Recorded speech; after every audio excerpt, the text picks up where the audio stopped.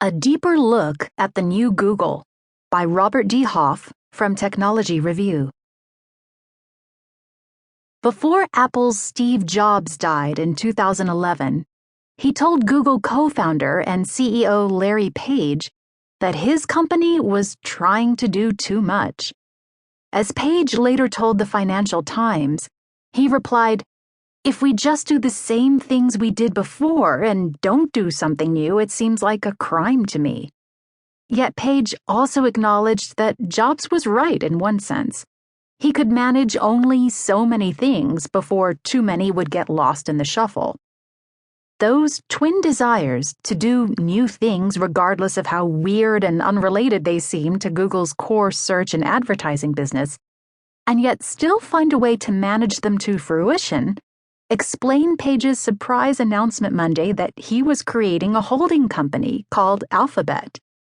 It will separate Google's lucrative ad-related businesses, including Android mobile software and the video site YouTube, from the company's wide-ranging efforts on self-driving cars, human longevity, internet access balloons, the Nest connected home devices, and more, each of which will probably become discrete subsidiaries. But the move, while cheered by investors, is just the first step to fulfilling the company's long-standing goal to make Google a long-term success and the world a better place. In the view of several management experts, Alphabet will be successful only if the individual projects and companies can be successful enough on their own to be spun off into freestanding companies eventually. The new corporate structure enables that to happen, but it surely doesn't guarantee it.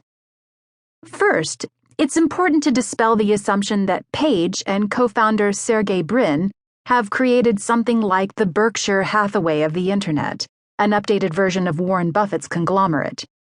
The comparison is silly, says Michael A. Cusumano, a professor at MIT's Sloan School of Management. Buffett, he says, invests in existing undervalued companies, a bit like a mutual fund. Precisely the opposite of Alphabet's VC-style focus on risky new ventures like Calico, which wants to somehow fight aging. If Page and Brin try to run Alphabet like an updated Berkshire Hathaway, or even General Electric, a more tech-focused conglomerate, they will run into trouble, says David B. Yoffe, a professor of international business administration at Harvard Business School. They're run very differently from successful tech companies, he says. I'm skeptical because it's very hard to have a conglomerate structure in the tech world. Even with closely related businesses, conglomerates such as Samsung, Microsoft, IBM, and Hewlett-Packard have been difficult to manage. Worse, they have found it even more difficult to capitalize on new products and services.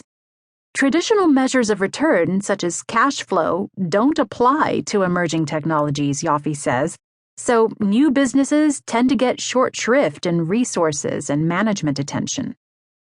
That's precisely what Page and Brin aim to avoid with Alphabet, which, as Page wrote in a blog post, also means alpha-bet, or an attempt to get returns above alpha, a standard benchmark.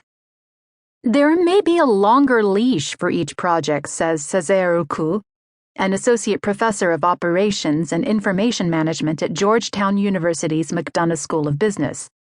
Each business could get more fairly treated.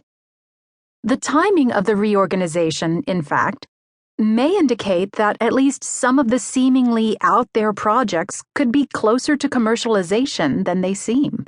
Nest, acquired in January 2014, was already shipping its home thermostats and smoke alarms. Google's self-driving car seems to work well so far, even if it's not yet apparent what kind of business it might become. Project Loon's internet access balloons now look less like a science project.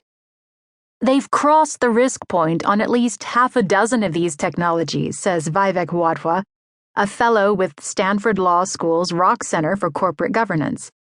There are already 2 or 3 possible Googles in this portfolio. Still, the benefits of more focus on each new project or business will ultimately be realized only if some can become independent businesses.